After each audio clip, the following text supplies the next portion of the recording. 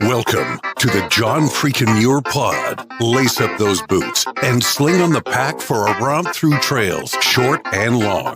With your host and Renaissance man, Doc. It's time to embrace the suck.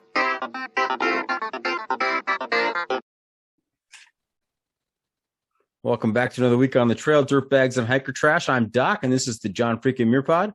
Let's start off with a reminder. If you are enjoying the podcast, take just a minute, help us out, leave us a review on Apple Podcasts. And if you're not enjoying the pod, well, just go ahead and keep that to yourself. All right, let's get to this week's guest. One of the many great things about doing this podcast is interacting with the folks who are tuning in out there and listening to the pod. This week, I'm talking to one of our listeners who reached out the other day on social media, and I just loved his trail name. We got to chatting a bit, one thing led to another, and here he is. Welcome to the John freaking Muir Pod, Kalman Tinka. How's it going, Kalman? Doing great, Doc. How are you tonight? Fantastic. And I referenced your trail name, but I also loved your real name. Kalman Tinka is not your trail name. I just want to make that very clear to our listeners right from the very get-go here. Yes, it is not my trail name, and it is not Calvin either, which is what most people call me. It is Kalman. Kalman, Kalman. Mm-hmm. Yep, it's a family name. I love it. Kalman Tinka. And I think in the brief conversation we had before airing here, we talked about that being a hockey name, a great hockey name. Yeah, miscalling, I guess. Are there a lot of Tinkas out there in the NHL? Not that I'm aware of. No, I don't know of any off the top of my head. But it sounds like a hockey name, Kalman Tinka. It definitely could fit in, you know. Ty Domi, Hockenlube, Fleury, and Kalman Tinka. I mean, that's a lineup right there that could win the cup. Absolutely. Stanley bound. Are you in Canada? No. Where are you calling in from? I am from I live in the great state of Montana. Oh, Montana. That's one of our favorite states. We hear about a lot of adventures in Montana. I would love to retire to Montana. They don't have a professional hockey team. They don't have any professional teams, do they? It's pretty scarcely populated, which makes it such a great state. Yep, it's the fourth largest state, and I think the second least populated. That's a good combo, I think. Coming from a large state myself, with lots of people everywhere all the time, the appeal of Montana, the second least populated state, that's pretty attractive. Yeah, I'm originally from Ohio, and Ohio is the third the size of this state with 11 million people, and Montana just recently broke the million population mark. I'm listening to myself talk here about second least populated state, how great that would be, and I'm thinking to myself, how do you demonstrate that you're an introvert without saying the word introvert? I think that demonstrates that. And people might think, Doc, how are you an introvert? You're on a podcast talking to people all the time.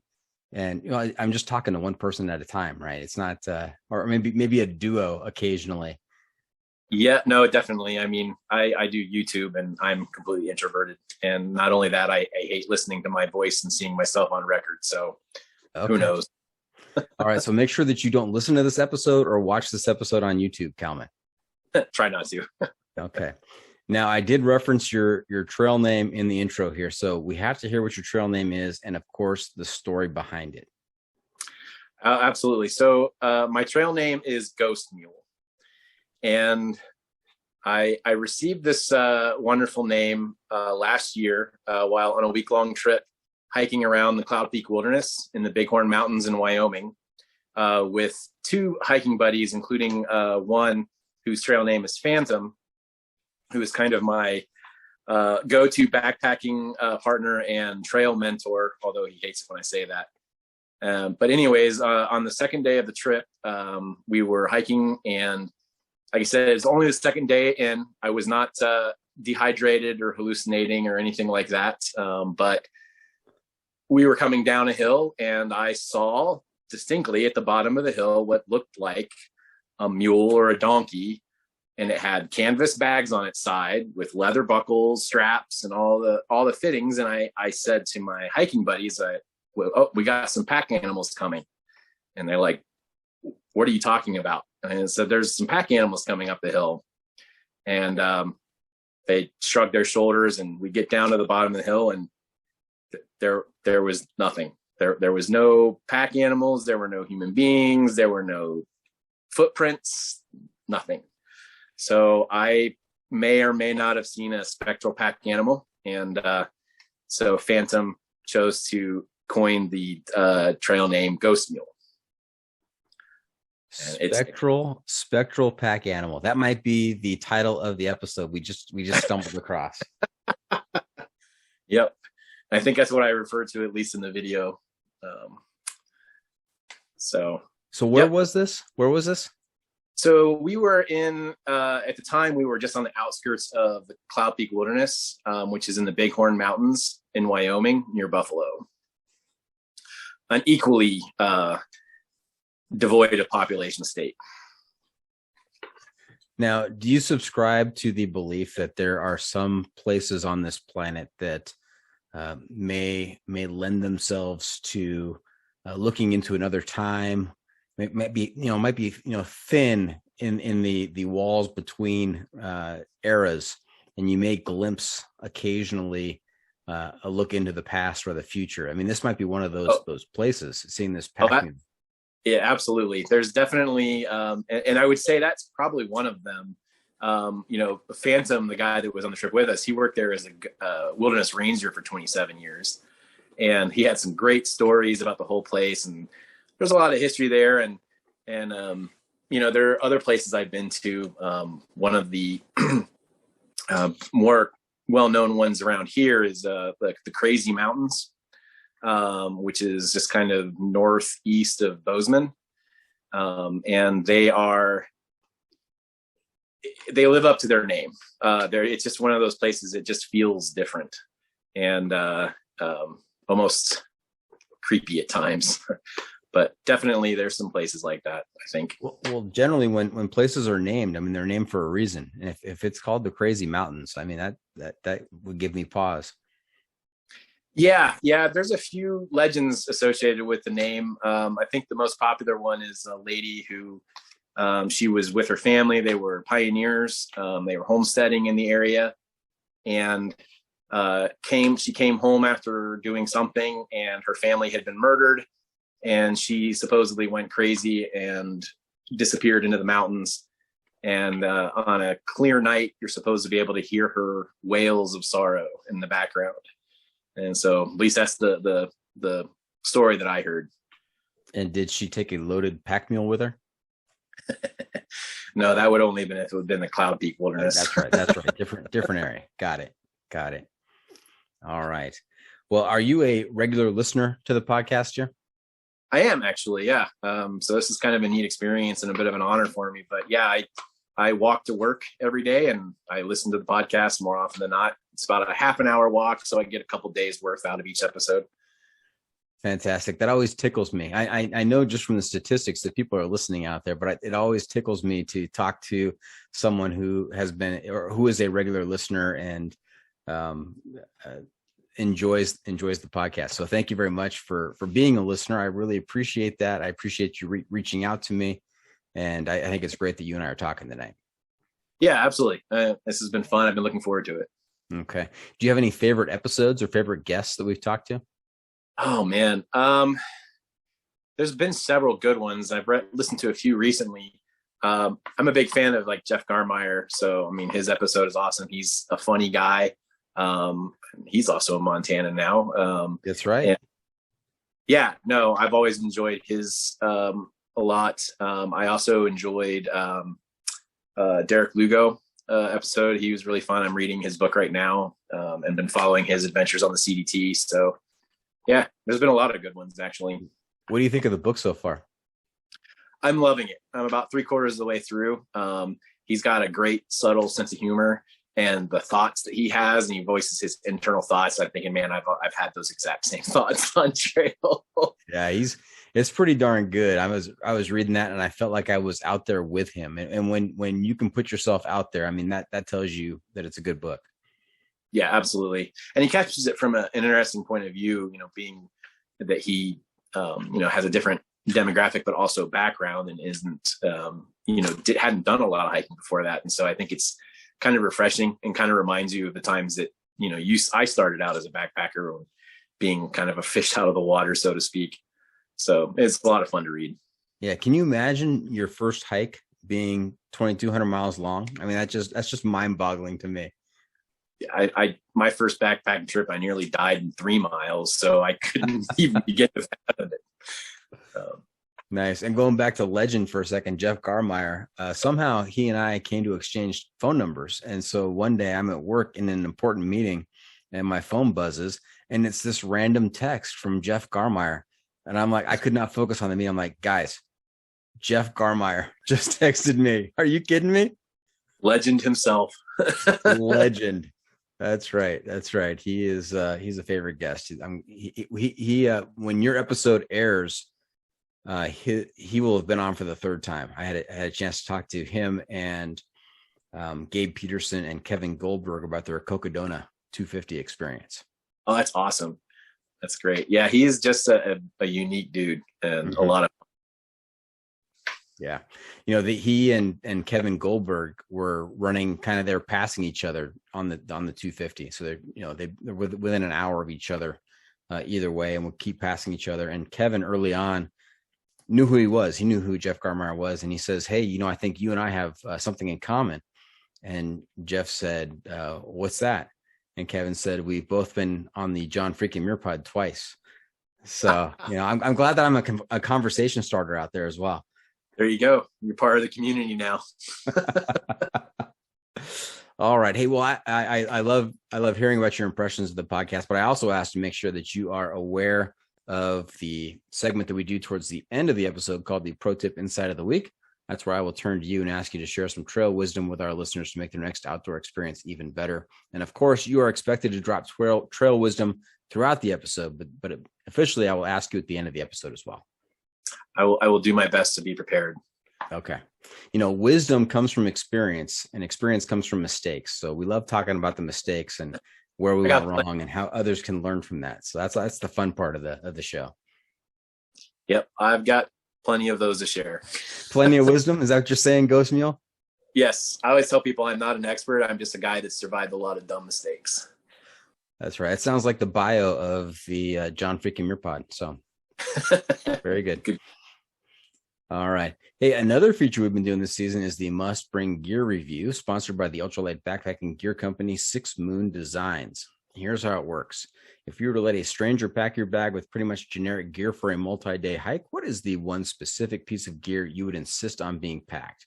And if you've got a particular brand for that specific piece of gear, even better. So Ghost Mule, what is your must-bring piece of gear? These are always hard for me to think about. I think if I had to pick something more recently, it would probably be my Hilltop Packs Designs fanny pack, roll top fanny pack.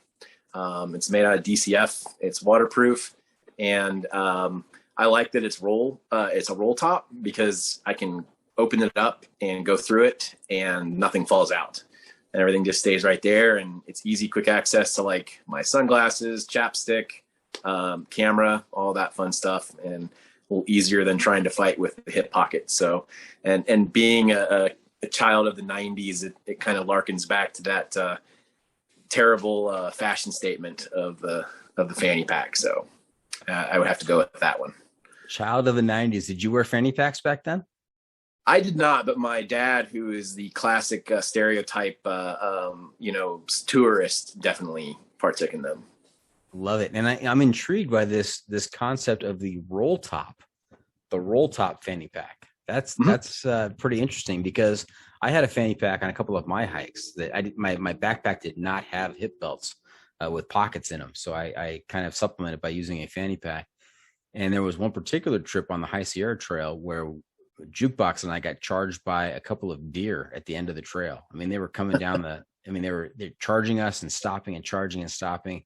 It was touch and go there for a little bit. And I was scrambling in my fanny pack, trying to unzip it and find the horn.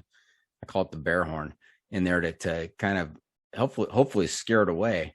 and I couldn't get to it for whatever reason. I don't know if it was the heat of the moment or I was exhausted or whatever the deal was. But tell me about this roll top. Yeah, well, I can actually show you here. Perfect. So if you're listening to this on Apple Podcasts or Spotify or Stitcher, go ahead and hit the pause button and go to the YouTube video, because Ghost Mule is going to show us the roll top. So this is what it looks like. It's closed. It just has a buckle on the top, and it rolls just like a dry bag would. Look at that. There's a little step top. And so the belt is still pretty low. And so when it's unrolled, it just kind of either flaps over or stands straight up, and it doesn't let things fall out. And again, it's waterproof. So there's no zipper. And so it's pretty easy to get open. Sometimes though, the strap does dangle, and wearing it in front, it is a little awkward. But yeah, that looks interesting. Yeah, no, it works really well. I was kind of curious as to how the roll top would work. And like I say, it's nice because when you're rummaging through it, that opens up and it stays pretty much upright. So nothing falls out. Right. And I have to imagine that after five or 6 days on the trail, that thing probably stays up on its own. Pretty close, along with lots of other clothing items. Okay. All right. You know what? I'm going to mark this in the episode here, because I've got a new hiking pole for you that I think is a little bit more fun. So let me skip to this hiking pole to that. Oh, where is it? All right.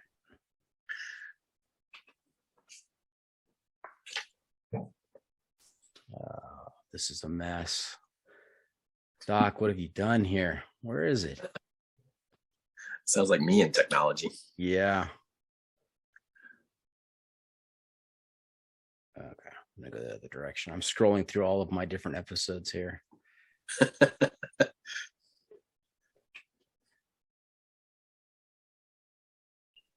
Let's come after.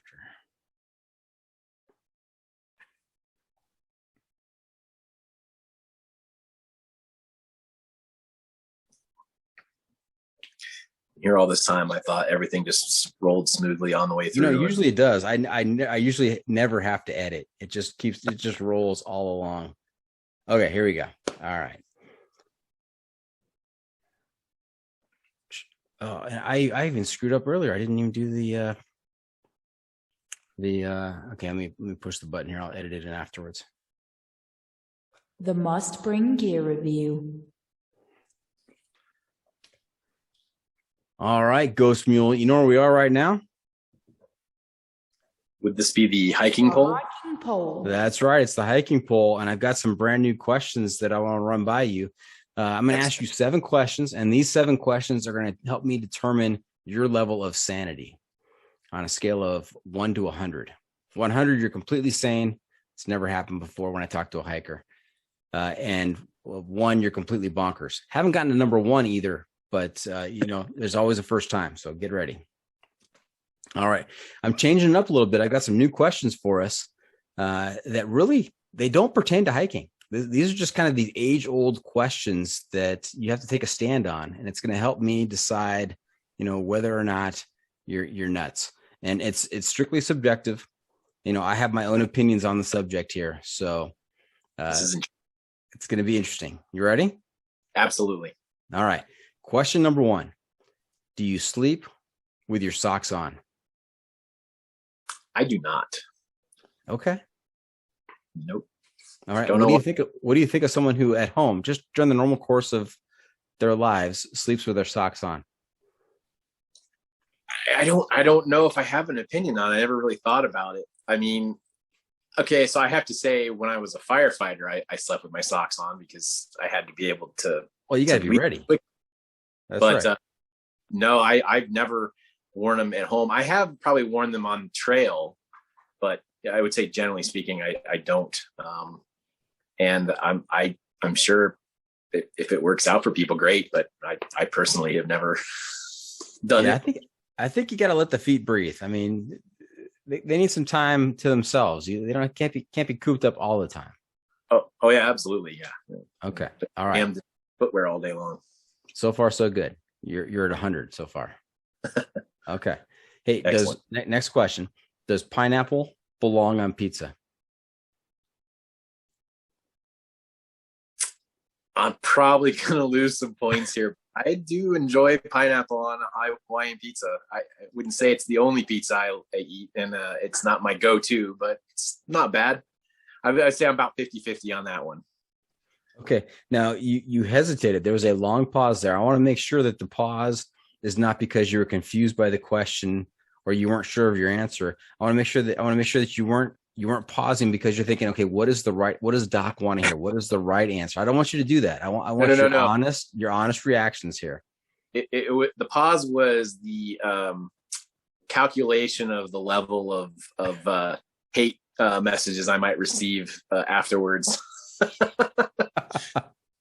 It's a surprisingly visceral subject matter with some people, I think. It is. And, I agree with you. I agree. I had pizza tonight for dinner as I was waiting for this interview to take place. We have a pizza oven outside, and my daughter, Half Calf, who we heard her voice earlier on the transitions here, she has become an expert pizza oven cooker, and she makes a mean Hawaiian pizza, and I really enjoy that. So, but even though I agree with you, there is a point deduction on that because it is such a hotly debated, hateful subject. Yeah, no, I fully anticipated that. Okay. All right. Next question. Do you roll your toilet paper over or under? On the roll when it comes off? Yeah. Over. Yep. Over. And the why patent is that? showed it over, so I'm gonna have to go with the patent. The what? There's actually an illustration. The patent for a toilet paper dispenser shows it going over. Okay, so you had 0 point deduction on that question until you started referencing the picture on the patent. I mean, the fact that you have seen the picture on the patent and are referencing it in the answer, I mean, that says something about you, doesn't it? I mean, there's a lot of fun stuff on the internet. Just got to go down some of those rabbit holes every once in a while. All right, next question. How do you pronounce the acronym? Proper noun? I don't know what it is. GIF. GIF. It's not GIF. I always say GIF. I'm probably wrong. I'm completely technologically inept. So Hey, we managed to get online and have this Zoom interview. So you're not that inept. Minor miracle. Okay. Next question. Question number 5. Cats or dogs? I don't have either, but I say if I had, I'd go dog. Dog. Mm-hmm. This is not a question in the survey. It's kind of a follow-up question. Big dog, little dog, medium dog. I'm a fan of the medium-sized mutt, just your average dog. They just always seem to be about the best blend, personality wise and fun wise. And so, yeah, I'd just say a medium-sized.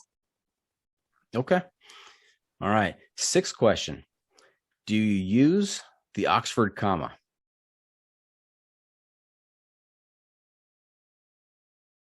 And if you need me to explain the Oxford comma, I can do that as well.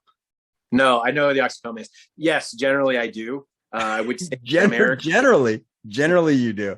Grammatically, I'm not necessarily the most consistent person in the world, but I typically use the Oxford comma. Okay. Nice. And if our listeners out there are wondering what the Oxford comma is, look it up. It's important. Agree. Okay. And last question, dangerous question, big point deduction here if you're wrong. Is a hot dog a sandwich? This is one of the deep, meaningful questions in life I've never pondered before. I would say no. I don't know. I'll go with no. I'm gonna go with no. Okay, what is the definition of a sandwich? How would you define sandwich? I mean, a sandwich would be 2 pieces of bread with various items inside of it. And I guess a hot dog would be one piece of bread with stuff crammed inside of it. Okay. So Interesting. All right. Let me do some quick math here, some tabulations in the notes. Say I carry the 3 on this one. I got to divide by the root of 2. I'm going to multiply that by pi and factor in the air pressure from the top of Whitney. And I come up with an 83. Pretty sane. that's impressive, especially considering I was in no way, shape, or form prepared for this poll. This is straight out of the air. You had no idea what was coming. You represented well. I liked your answers. You had some good explanations there. Were you hoping for a low score or a high score? I mean, what is the badge of honor here? Is it a 95 you're looking for, saying, "Oh, I am really sane," or are you hoping for like a 42? I mean, sanity has its pluses, but I think people that are a little bit off are just as much fun. So maybe a lower score. I don't know. If you had to evaluate yourself on the sanity scale, where do you put yourself? Oh boy. Let's see. I used to run into burning buildings for a living, and I also spent some time working with venomous snakes. So I would say I would be pretty low. I've made some questionable life choices. Okay. Are you in the 70s, 60s, 50s? What do you think? I'd say upper 70s.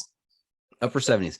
I like this. I like the hiking poll, the 7 questions survey that helps me kind of gauge it. And then I'd love to hear what your own score is, what you think your score should be, just from your own life experiences. That might be a new way of looking at this on the podcast. So Ghost Mule, thank you for being the first to try this out.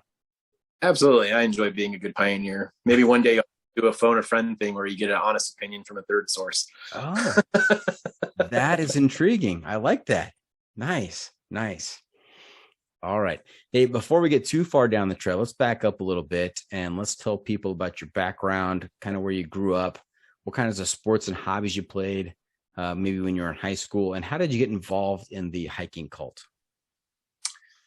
Yeah, so I grew up in Ohio, in actually Dayton, Ohio, so aviation capital of the world. And as far as in school, I was not a very athletic a kid. I did not do I didn't do any school sports. But I did my hobbies and stuff. I spent a lot of time in the Boy Scouts, and the Boy Scouts is one of the ways that I ended up in the hiking world or cult, as a lot of people kind of get introduced to it. Grew up in Ohio, and probably my first ever backpacking experience actually was with my dad, and it was an absolute disaster. Neither of us knew what we were doing. It was well before the time of the internet, and we were grossly overloaded, and we got lost. And in the process of getting lost, we got stuck in the middle of a stinging nettle patch, which we then had to run through. And if you ask my dad's version of the story is halfway up a relatively small hill in Ohio, I faked an asthma attack to get him to stop. And I dispute that claim, but he is steadfast in telling that part of the story. Are you disputing that it was an asthma attack or that it was fake? Probably a little from column A and a little from column B. I don't remember it happening, but who knows? Maybe I was doing such a good job of acting, I momentarily blacked out and just completely forgot the event. Okay. But yeah, as I say, it concluded with the two of us just collapsing on side of the lake near a parking lot, gasping for breath. We didn't even have enough energy to take the packs off. Okay. And how many years ago was this? That would have been about when I was maybe 15 or 16, which would have been in the early 90s. About 30 years ago. Yeah. Mm-hmm. Yeah. Sounds about right. And you're still talking about it. I mean, so it had to be a good time. Type 2 fun right there. It was definitely the first introduction to type 2 fun, and much creates an air of even more shock in most of my family that I continue to be a backpacker and eventually made it my career. What does that say about the outdoors or about hiking that, I've heard so many first time horror stories.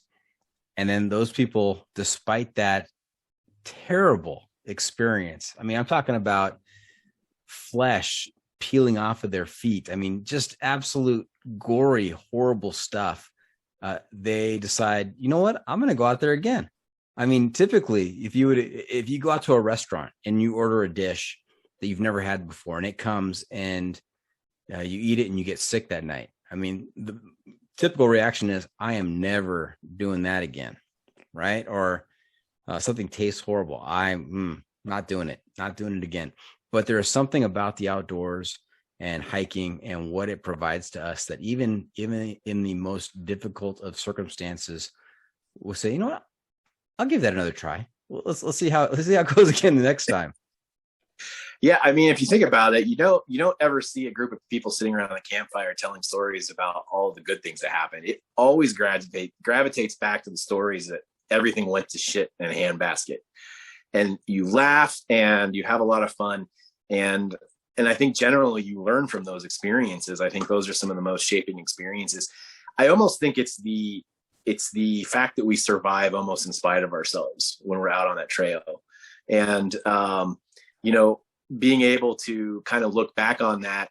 And I think for me, between that and the next experience, which is Philmont Scout Ranch, it really was a determination to not let that dictate the narrative of my outdoor experience. And almost stubbornly decided to continue forward to have some more experiences. And I've had some really great ones since then. And I've had a lot of other type 2 fun stories that I get to tell around the campfire and get a chuckle at. So, well, maybe that's what this podcast is. We're sitting around the campfire telling type 2 fun stories, and really enjoy that. Before we get to the Philmont Scout Ranch, though, I have to go back to the stinging nettle patch. I've never experienced nor heard of a stinging nettle patch. Can you give us a little more detail on that? So stinging nettle is a plant that is in many ways, shape, or form almost as evil as Toxicodendrons radicans or poison ivy. It is a plant that actually has small hypodermic needles that run on the outer edge of the leaf. And when those brush up against your skin, they actually go into your skin and break off. And they inject a not very long lasting, but very high burning oil kind of in the skin. So you don't have a reaction like a rash, but basically your flesh feels like it's on fire for about 10 to 15 minutes. And it is a not a fun experience, and it takes a little while for it to kick in.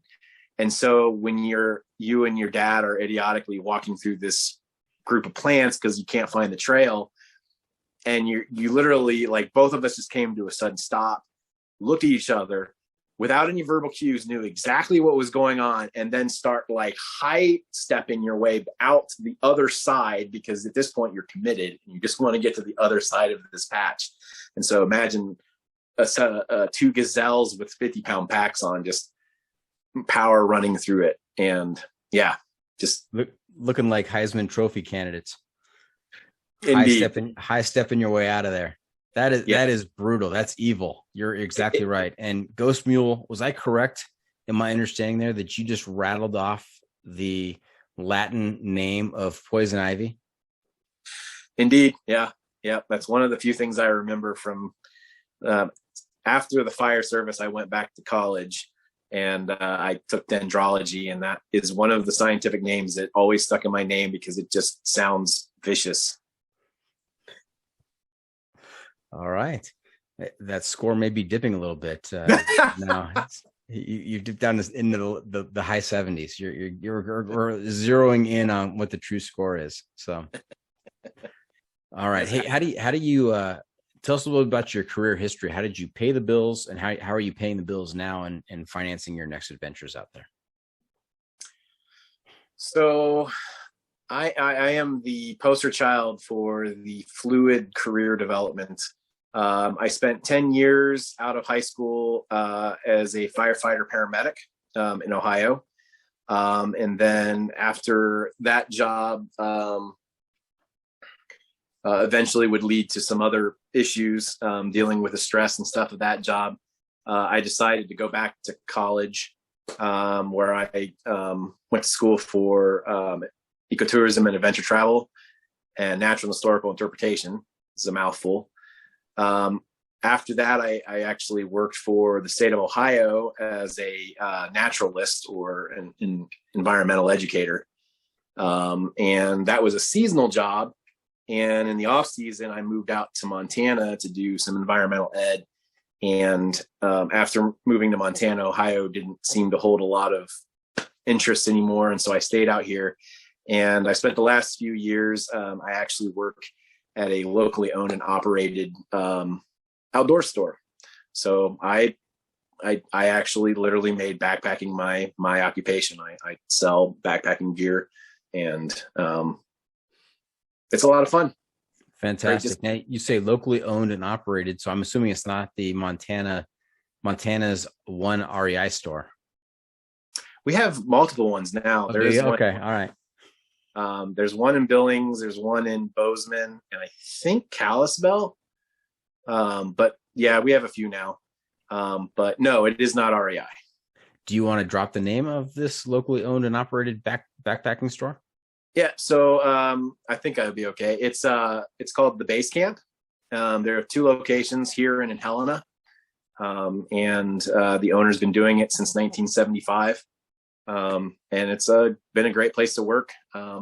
Montana is very loyal to Montana, and so we have a lot of small companies that have been able to survive. A lot of otherwise growth. It's been a fun experience. What a great name for an outdoor store, the Base Camp. Yep. Fantastic. Hey, before we go to break, let me ask you one more question on the hiking pole. We're going to add one in here because I know you're from Ohio, Dayton, Ohio.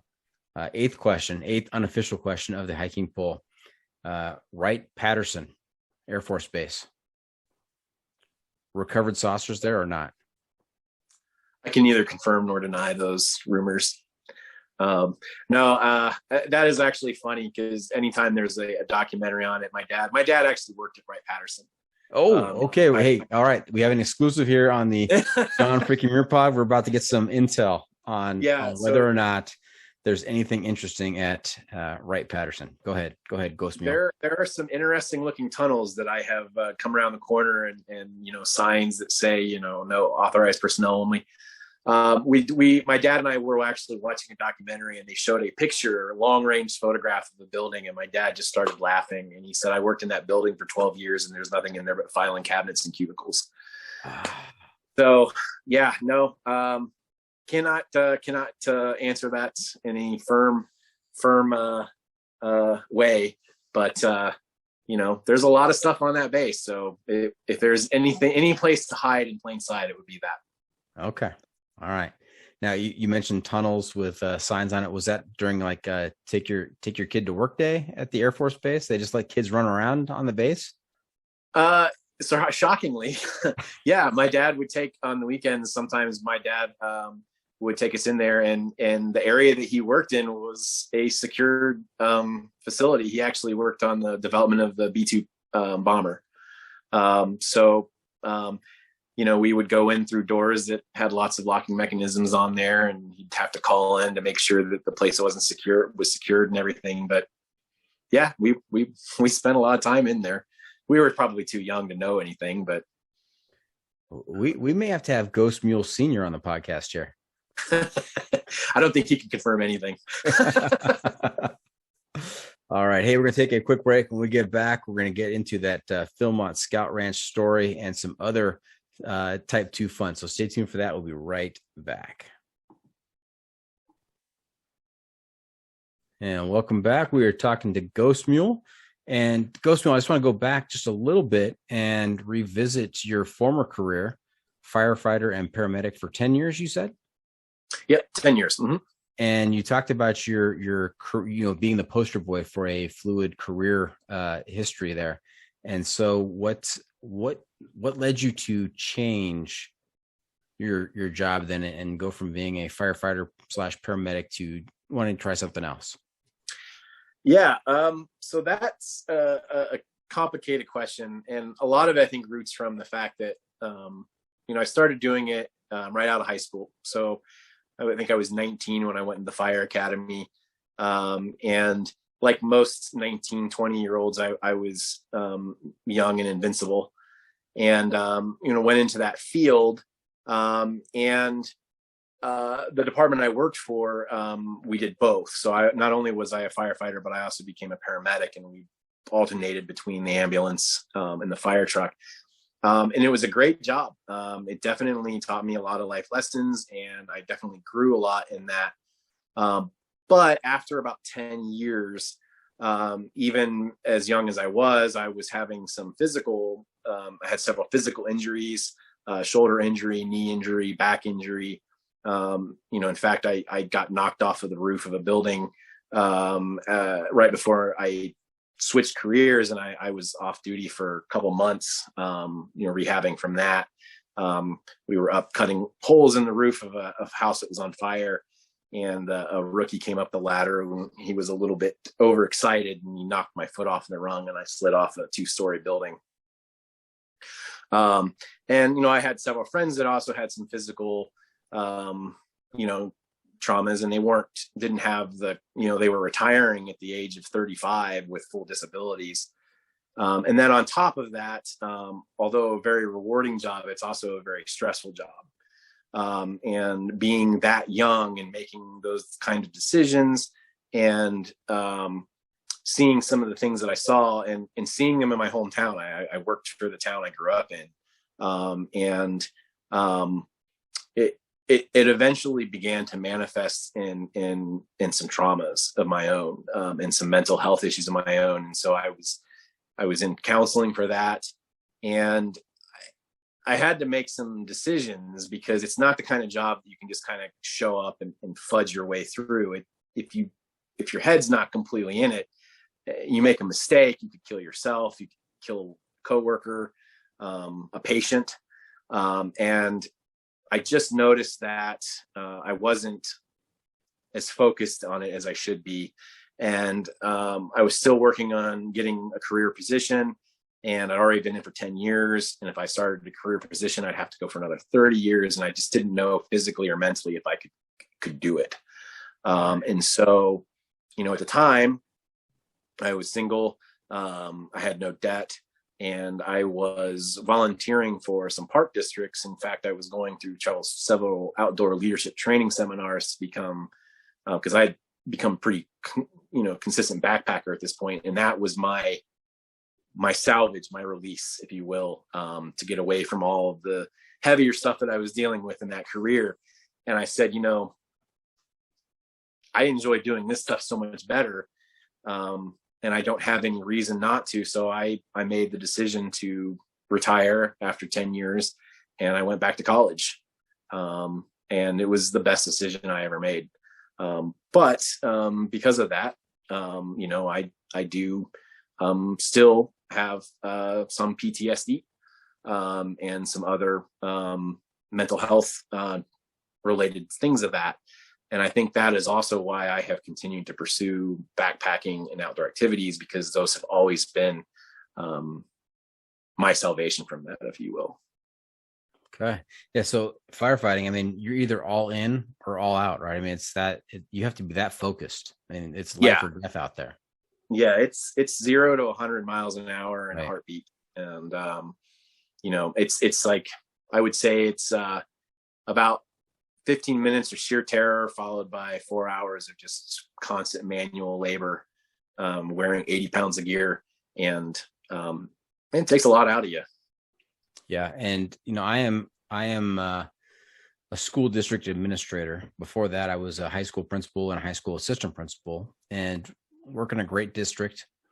A lot of great students and staff, families, everything. But there have been a couple of times where there have been some pretty serious things happen. And, I find myself, thinking about that stuff occasionally, even to this day. And so I can't imagine being in a profession where you may be confronted with that daily, having to deal with that. And I can totally understand how that accumulation of mental trauma just wears on you. Yeah, it's an interesting dichotomy because my everyday life was everybody else's worst day ever. If I came into your life, it probably was something not great going on the flip side of that. And, you kind of live your life almost in a constant state of, awareness of, what's going on around you and, being on alert all the time. It's very taxing. Yeah. Any other benefits from the outside that you've reaped from your outdoor activities? Well, one of the interesting side effects of stress and stress-induced issues is the physical effects it has on your body. And I, struggled with my weight for quite a bit after the fire service, partially because of injury. I had a hernia that I didn't get treated for a long time, and that affected a lot of things. But when I moved out to Montana, I probably my weight had gone up and down, but I probably weighed well over 300 pounds. I have continuing sleep problems and other things like that. And it just, generally speaking, it just had a profound effect on me physically as well. And it doesn't happen to everybody. Just for me personally, weight became an issue. It was affecting my ability to do the outdoor stuff. But eventually, sorry, I kind of lost my train of thought on that one. But in order to do those activities, I definitely had to focus on my physical health. And so it has allowed me to, over the time, lose weight as well. And how much weight have you lost? So at the beginning, a couple of years ago, when I started my YouTube channel, which is kind of about the same time I started losing weight, I was over 300 pounds, and now I'm down to about 230. So I would say probably close to 80 to 90 pounds, maybe a little bit more. That's fantastic. Congratulations. Yeah, thanks. It's been a fun journey. The benefits of being out in the mountains is the views and everything, but the disadvantages is the fact that you're sucking for every little breath at altitude. And so if you don't have good cardiovascular health, it can suck. So for me to be able to enjoy not only mentally but physically my trips, I definitely needed to make some changes there. So and are you driving a car to work every day? I don't. I am a full-time pedestrian. I walk or ride a bike to work every day. I run several miles every other day. And everywhere I go is by some form of foot powered transportation. And back to type 2 fun and what you just said there, the suckiness of some of these activities. In our tagline, right? Embrace the suck. I think that we embrace the suck because it leads to type 2 fun. I mean, we talk about the suck afterwards with a lot of fondness in our voice. Yeah, absolutely. There's definitely things that you have to go through in order to be able to enjoy things a little bit better. And for me, some of my type 2 fun is motivating myself to get out there and run 4 miles. Because I am by no means a small man. I still have some curviness to me, if you will. And so, after a winter of running in the Montana winter, snow and cold and ice, and when I'm able to get out there and hit the mountain passes and out hike my 20-year-old hiking partners, it's worth it. There you go. All right. Hey, let's talk about some type 2 fun now. Let's talk about, you mentioned earlier, the Philmont Scout Ranch. What's going on with that? Yeah. So for those that don't know, Philmont is a high adventure base that the Scouts, formerly the Boy Scouts, owns in New Mexico in the Santa de Crista mountain range. And it's a high adventure base, and it has trips that you can take of varying lengths of time and distance. And they're all backpacking trips in the mountains. And I had the opportunity to go in 1997. And I remember it was a few years after my ill-fated attempt with my father, and I had not backpacked at all since then. And I remember telling him I wanted to go on this trip, and the look of absolute shock and disbelief across his face is still etched in my memory. But yeah, I had the opportunity to go, and my troop decided to pick one of the hardest they could, and we did 100 miles in 10 days. And at least one of those days was a non-hiking day. So it was about 100 miles in 9 days. And that included going up and over the highest peak in the mountain range, which is Mount Baldy, which is a little over 12,000 feet.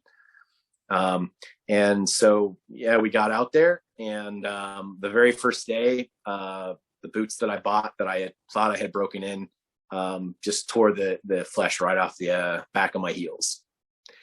And the first day. And so I can say that I used trail runners before it was cool.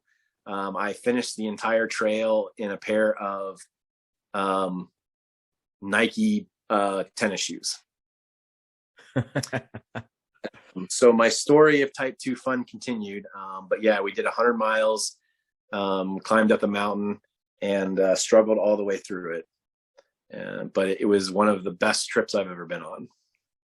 Wow. So your first trip was these stinging nettles, stinging nettle patch, these hypodermics injected with burning oil into your skin, and high stepping it out of there and collapsing on the side of a lake.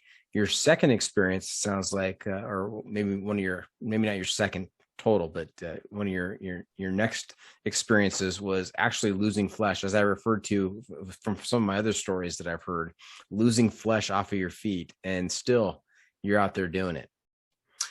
Yeah, that was an interesting trip. I was wearing white liner socks. They were not white at the end of the trip. They were a nice dark shade of red brown by the end. So, ouch. And how about your scouts? Did you let them see your pain and discomfort, or did you try to model for them?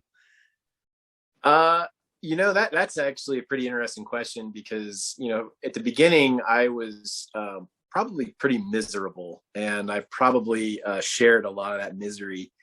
And one of the adults in the group, by the name of Paul, actually kind of took me aside and said, the difference between a disaster of a trip and a memorable trip is the mindset that you utilize when you're in it. He said, because you're going to suffer regardless, but how you approach it mentally is what's going to change how that trip goes for you and how you remember that trip. And so I had the opportunity to make a decision. Am I going to continue to hate life, or am I just going to, enjoy this opportunity that I had? And so, yeah, I did. So probably by the second half, I was definitely in a lot better shape mentally. So maybe that was that turning point of learning a little about living in the moment, and not letting the focus on the terrible stuff outweigh the really cool stuff that's going on around you.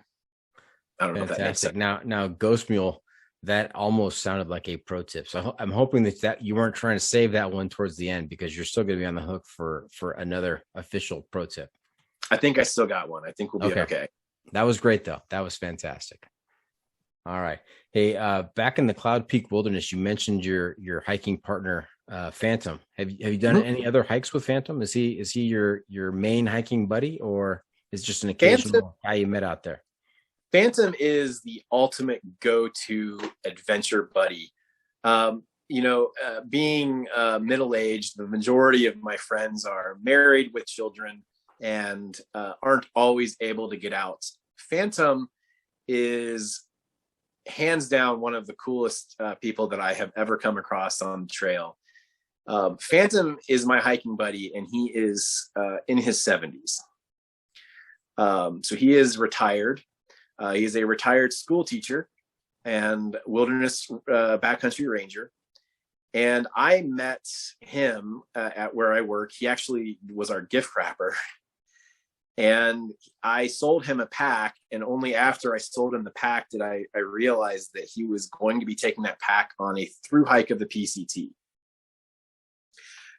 And he has hiked the Appalachian Trail and the Pacific Crest Trail, both from start to finish, both in his 60s. And he actually started the Appalachian Trail the day after he ran the Boston Marathon. Wow. So he's got some pretty substantial backpacking cred, although he's also one of the humblest people on the planet, and he would never share these things himself.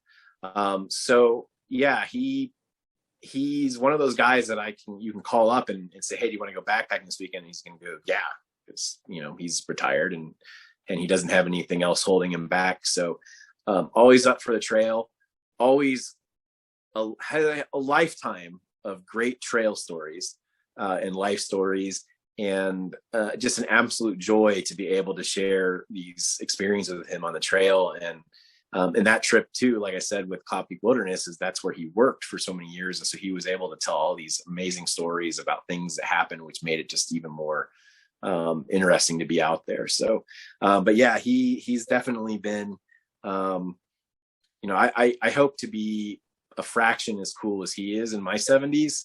I mean, the fact that he is still putting a pack on and hitting a trail. In fact, right now he's working for the PCTA, checking in hikers at the southern tournaments of PCT.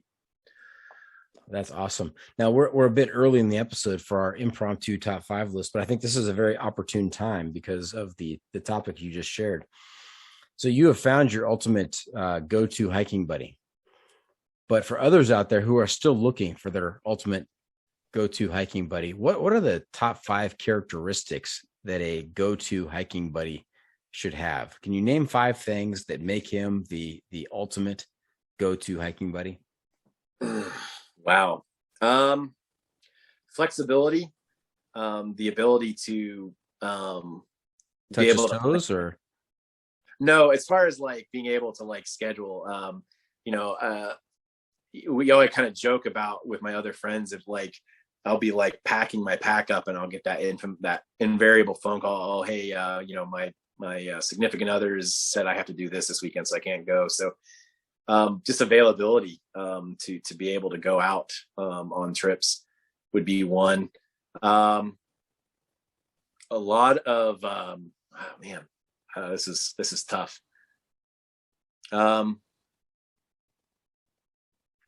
what makes him cool? What makes him cool? His stories, being able to share his experiences, having a ready supply of, we don't have fires when we go out backpacking, but a ready supply of campfire stories, if you will, is definitely helpful. And also, he's got so much experience in the backcountry. So, knowing where he's going to be able to do things and not be able to do things is beneficial.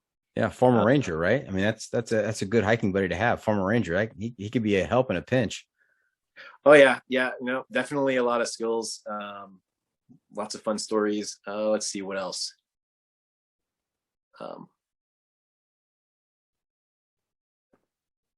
And we can leave it at those 3 if you want. I mean, yeah, I don't know. Those are 3 pretty good ones there. Being available and flexible, having lots of stories to tell, and having that kind of backcountry experience.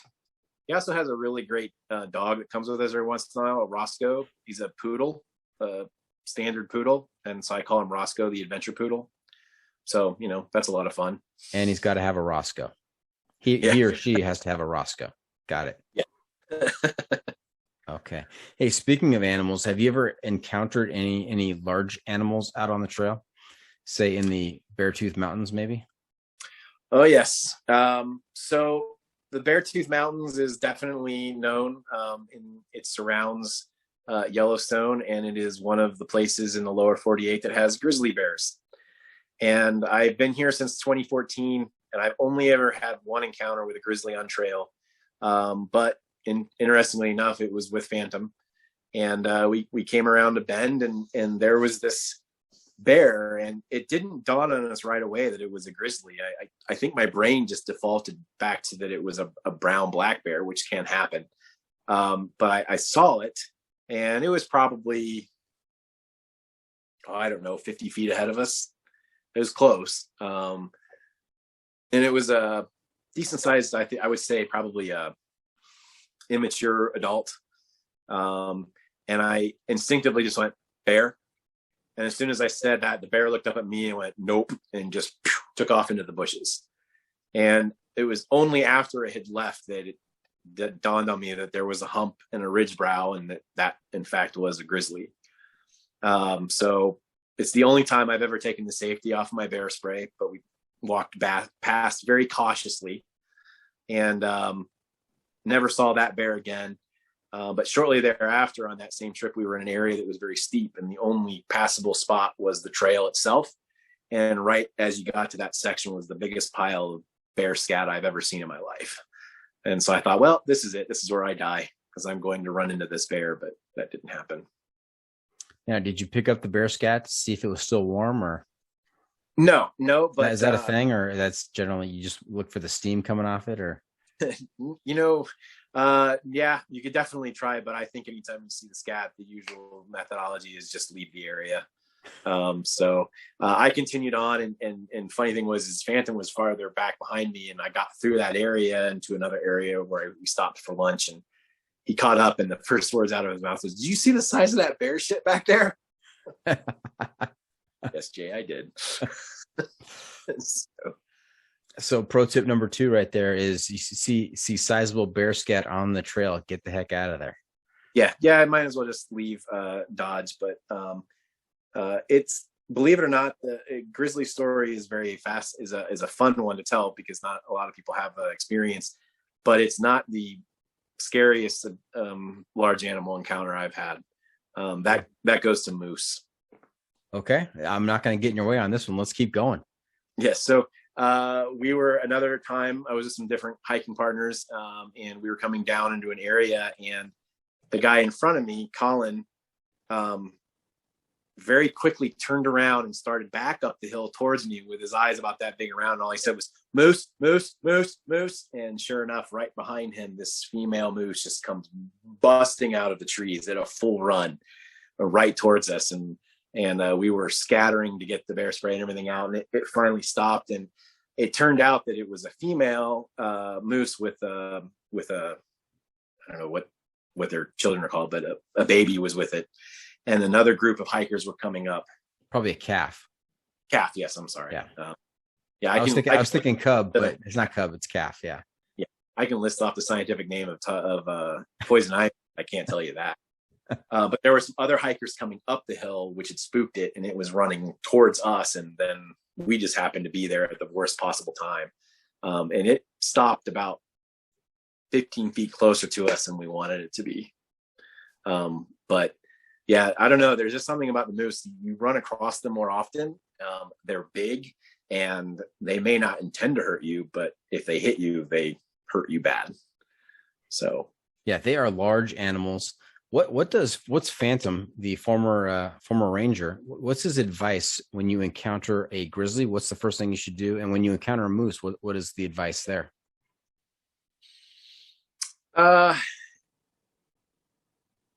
This is bad. I have to think about this. With grizzlies, I mean, more often than not, most of the encounters are at distance. They don't really want to deal with humans. Most of the encounters around here that end badly are with people who are trying to blend in, i.e. hunters and stuff like that. The best thing with grizzlies is prevention. So making noise, especially coming around corners. Bear bells are pretty useless, but clapping, yelling, "Hey bear," something that will startle them or create that startle effect. Because like whistling and stuff like that, if you hear somebody whistling, you're not going to be startled. But if you have a sudden sound, that will startle them. And then of course exercising good bear safety with food. But if you encounter it, the best thing to do is to not run. First off, if you run, they will chase you. Hold your ground, don't make eye contact, and have your bear spray ready. If it's a black bear, you want to try to look large and forcibly scare it, but that does not work with grizzlies. And be prepared to utilize the bear spray, and that's why it's important to have the bear spray on you always and readily to deploy. It doesn't do you any good if it's in your backpack, or in your fanny pack, and you can't get not in the fanny pack either. Yeah. But yeah, most of the people around here that live around here are carrying bear spray. That's the best deterrent. So that's the conventional wisdom for grizzlies. And it's counterintuitive, right? Because something that large coming at you, you just want to run, but you're not going to outrun it. And that's just going to spur it on to track you down. And so you want to stand your ground and have your bear spray ready when every fiber of your being is saying, get the hell out of here. Yep. You don't want to run, but backing away slowly and maintaining not eye contact. You don't want to make direct eye contact, but you don't want to back away. You want to maintain visual contact with it. But you definitely, standing your ground with a grizzly doesn't work. You definitely want to ease your way back if the bear is not already running.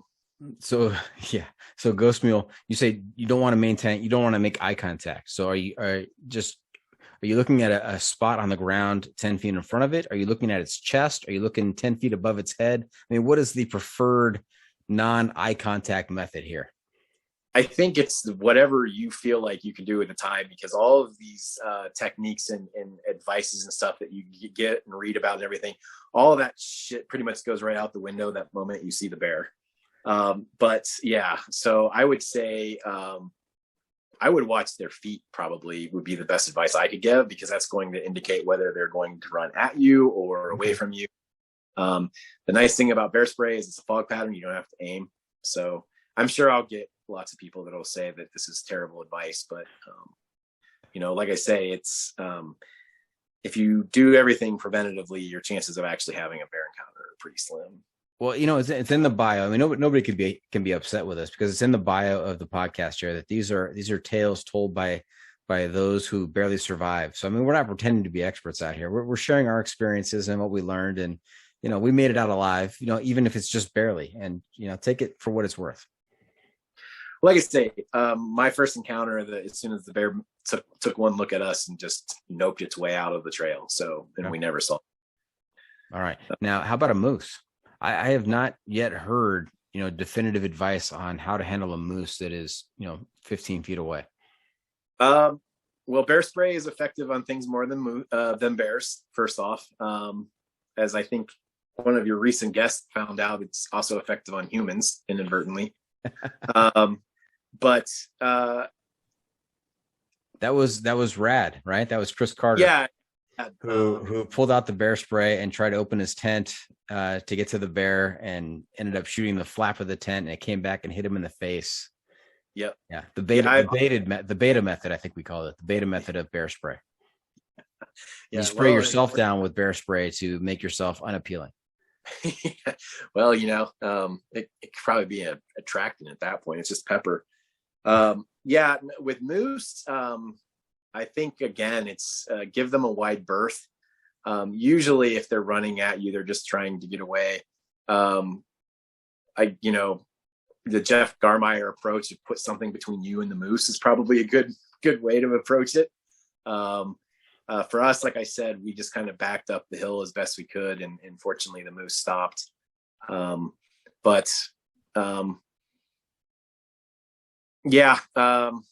Just try to get out of their way, because they're unpredictable. I think that's why they worry me more than the bears. The bears usually do the same kind of thing, and a startled moose just doesn't know what to do. Yeah. Well, I'm going to propose that here's a strategy. You don't have to be faster than the moose. You just have to be faster than Phantom. Yes. Yeah. Right? Push your hiking partner down and then take off. Maybe that's the, we had flexibility, we had stories, we experienced, we had a dog named Roscoe, and maybe the fifth quality you're looking for in a ultimate go-to hiking buddy is that he is not as fast as you are. Yeah. So definitely. If there's a bear or a moose encounter, I mean, you're doing okay. Yeah. You definitely want to know what their average sprint speed is. So, again, good reason to have an older older hiker as a hiking partner.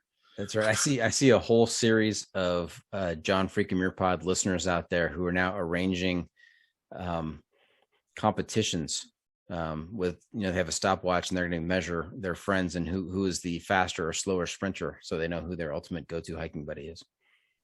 Yeah, definitely have to have some time trials involved. Time trials. That's what I was looking for. Thank you, Ghost Mule. Very good. Very good.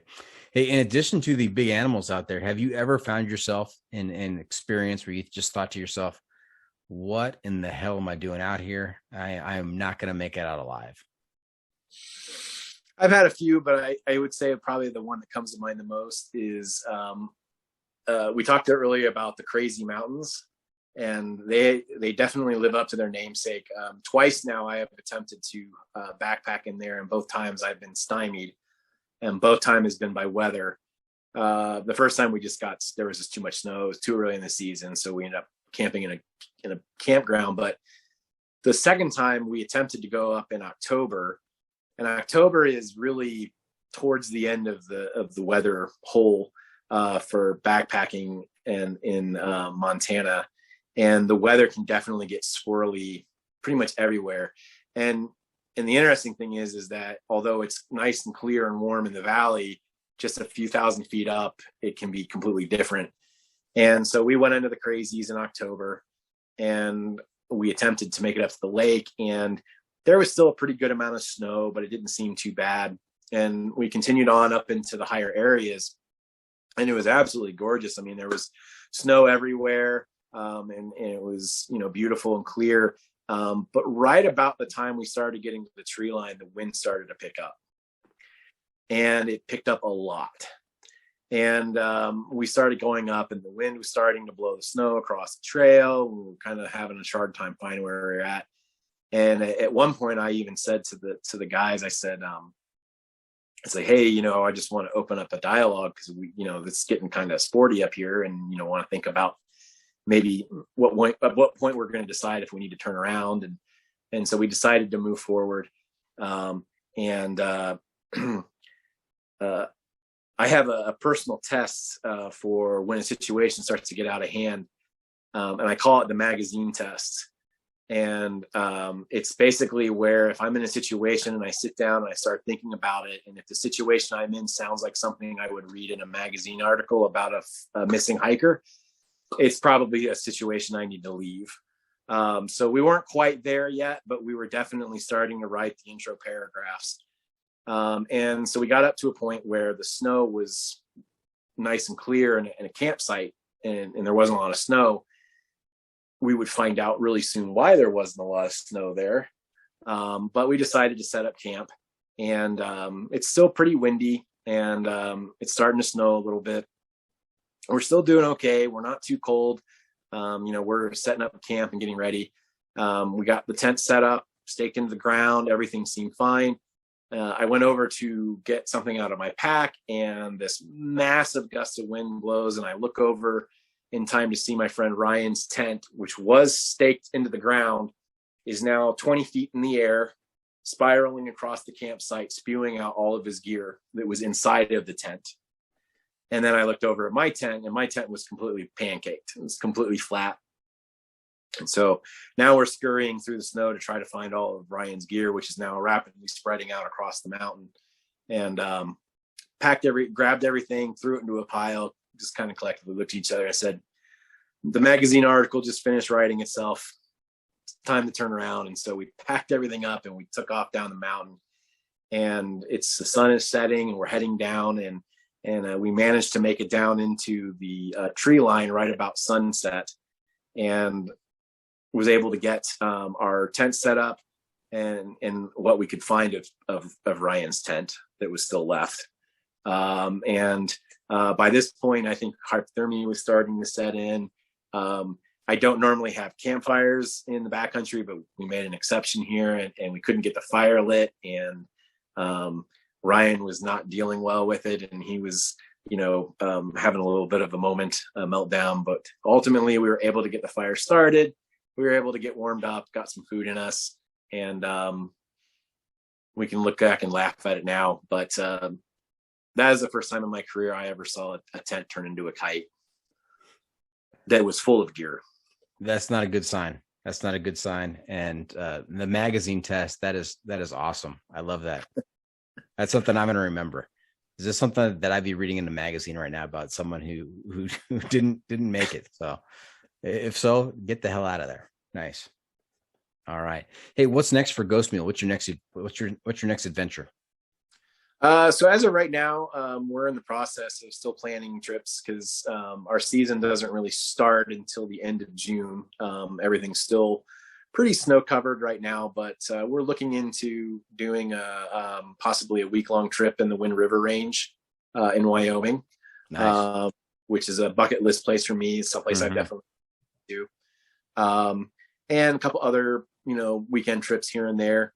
Ultimately, I would like to potentially hike the John Muir Trail. Obviously something you're very well familiar with, and some of the interest in that came from listening to your podcast. Nice. I had a plan with a gentleman that lives out there, but it fell through for life reasons. But yeah, I'd like to eventually do that.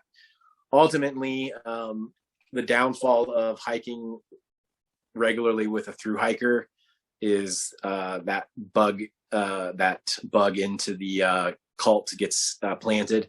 I ultimately would like to try to hike the PCT. Awesome. That's fantastic. And I know what you mean about the seed, the bug. I like the way you referred to it, the bug being planted, not the seed being planted, the bug, because it just kind of burrows its way in there into your brain and festers.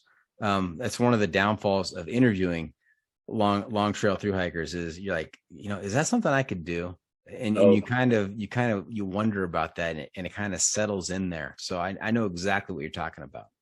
When every single backpacking trip you go on is another story about a hiker that he ran into or an experience that he had, or when he tells you the story about the best trail names he's ever heard or any of that stuff, you can't help but want to do it. He is the worst at it.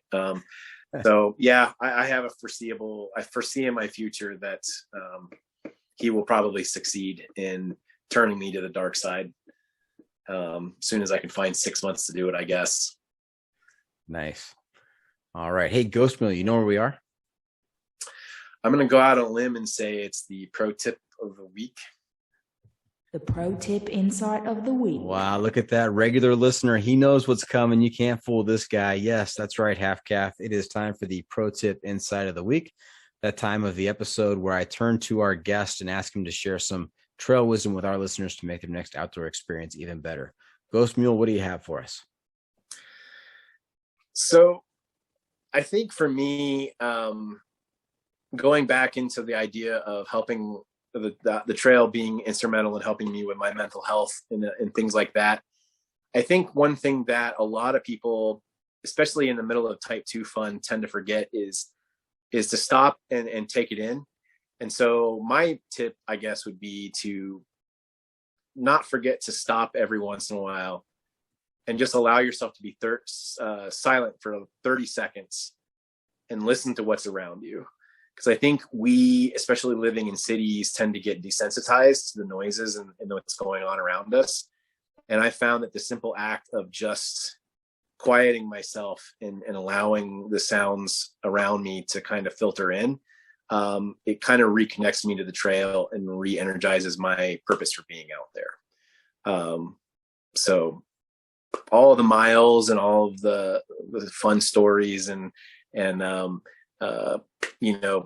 chats around the campfire are great, but I think for me, ultimately, it comes back to being able to reconnect with that and being able to quiet my mind and kind of recenter.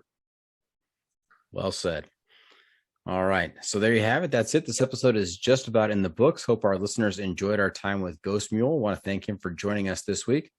Kalman, how can our listeners keep up with you on social media, and where can they find updates on your latest adventures? Make sure you tell us about your YouTube channel as well. Yeah, so my YouTube channel, my little hobby, it's nothing major. It's pretty small right now, but it's called Everyday Backpacker, which is kind of a play on the idea of your average everyday backpacker, which is basically all I am. I'm nothing special, I guess, a weekend warrior, but so Everyday Backpacker is my channel. I share various trip adventures as well as some advice, hopefully better advice than I gave with animal encounters on this little venture. But it's a fun thing for me. I'm also on Instagram. It's the same. It's everyday_backpacker. And there I do a little bit more informal updates and stuff. But like I said, it's nothing major. It's just a lot of fun. It's a creative outlet for me. Okay. Now, everyday_backpacker, do you have a running feud or a competition with everyday-backpacker? I mean, do you guys kind of go at each other a little bit, or? I don't know. I haven't tracked this person down out and see what they're doing. All right. Hey, remember to check out the pod on social media as well. We're on Facebook, YouTube, Instagram, Twitter, and TikTok. No TikTok yet, Ghost Mule? No. People have asked. The fact that I'm able to put anything up on YouTube at this point is a minor miracle. So I don't know. Haven't done the TikTok thing yet. That's probably pretty smart. I get mocked by my family for having a John Freaking Muir TikTok account. Hey, do whatever you're happy, man. Don't worry about what other people think. Nice. Thank you for the positive reinforcement there. Also, if you have comments or clips you want to share, you can send it to me at johnfreakingmuir@gmail.com.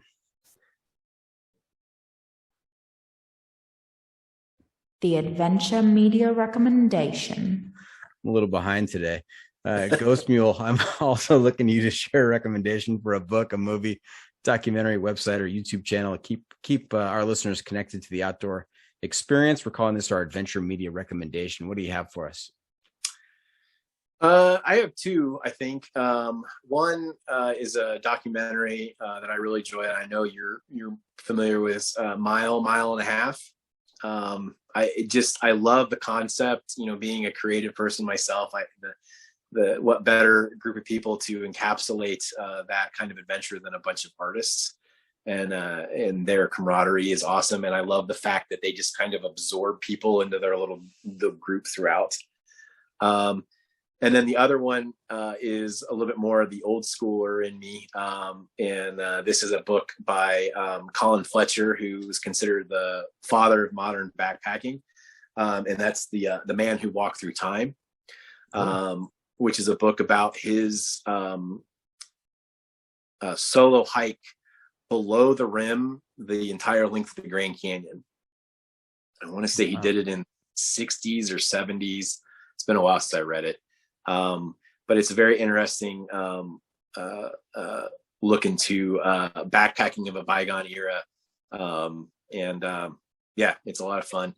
It does mention naked hiking. So, just be prepared for that. But naked hiking. Okay. And this was The Man Who Walked Through Time? Yeah. Colin Fletcher, The Man Who Walked Through Time. Okay. There he is. He's holding it up. That sounds like a my next choice on my list here. So perfect. All right. What have we not asked you? Oh, half calf with that accent there. Hey, before we wrap things up, we've got just one more segment for you called What Have I Not Asked You That You're Dying to Tell Us About? What did we leave out? I don't know. You asked so many things I wasn't prepared for. Now I'm a little off kilter. Sorry, I might need a minute on that one. That's okay.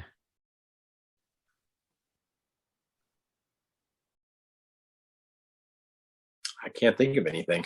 Okay, then we must have done a good job then. That's okay. Yeah, I don't know. Other than backpacking, I love coffee. Coffee's a big deal. So. Okay, what kind of coffee? What kind of coffee is your favorite? On off trail, I'm a bit of a coffee snob. I really enjoy French press. I talked about Hilltop Packs. I think they are the perfect backpacking company because not only do they provide backpacking gear, but they also have Hilltop Packs coffee. So they make their own coffee. So it's like, how else can you get the best of both worlds?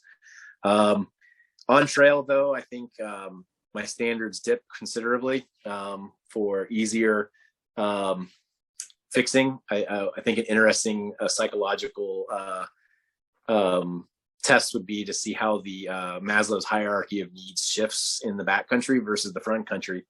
But there I tend to go with like Alpine Start instant coffee. That way I don't have to mess with grounds or anything. and just need the quick fix. So sometimes even cold. You don't just chew on the coffee beans? I have not reached that level of desperation, but there have been mornings it's been considered. Yeah, I think all of our standards slip a bit on the trail. So that's well said as well. All right. Yep. Hey, that is a wrap from the John Freaking Muir studio. Any shout outs to friends and family, Ghost Mule? Well, I think obviously the big one would be Phantom.